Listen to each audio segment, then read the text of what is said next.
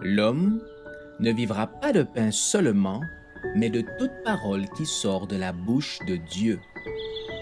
Voici votre moment de méditation quotidienne.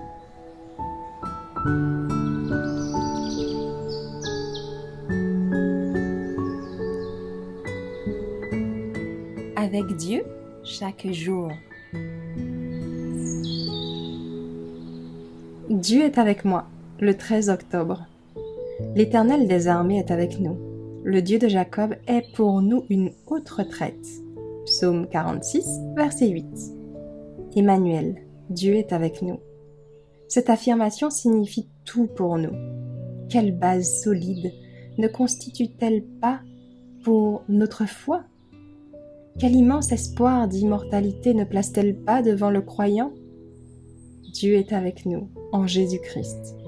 Il accompagne chacun de nos pas dans notre voyage vers le ciel. Le Saint-Esprit est notre consolateur, notre conseiller dans nos difficultés, notre soutien pour adoucir nos tristesses et pour nous protéger contre les tentations. Oh, profondeur de la richesse, de la sagesse, de la science de Dieu. L'Éternel avait ordonné à Moïse au sujet des Israélites. Ils me feront un sanctuaire, et j'habiterai au milieu d'eux. Et l'Éternel s'établit dans le sanctuaire au sein de son peuple. Le symbole de sa présence se trouvait avec les Israélites au cours de leur pénible traversée du désert. De même, le Christ a établi son tabernacle au milieu des tentes que nous habitons. Il a dressé la sienne tout près de celle des hommes, afin de pouvoir demeurer avec nous et de nous faire pénétrer dans l'intimité de sa vie et de son caractère divin. Depuis que Jésus est venu demeurer avec nous, nous savons que Dieu s'associe à nos épreuves et compatit à nos souffrances. Tout fils, toute fille d'Adam est à même de comprendre que notre Créateur est l'ami des pécheurs. Dieu est avec nous. C'est la certitude de notre délivrance du péché et l'assurance que nous pouvons observer la loi du ciel.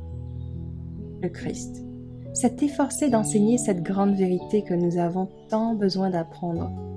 Dieu est toujours avec nous. Il est l'hôte de chaque demeure et le témoin de chaque action commise sur la terre. Il connaît les pensées qui germent dans les esprits et qu'adoptent les âmes. Il entend chacun des mots que prononcent les hommes. Il parcourt le monde et agit au sein même de nos activités.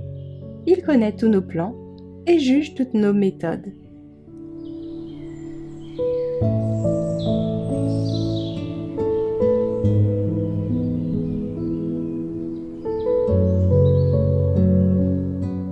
Merci d'avoir écouté cette présentation. Assurez-vous de nous rejoindre demain pour votre moment de méditation quotidienne avec lereste.org.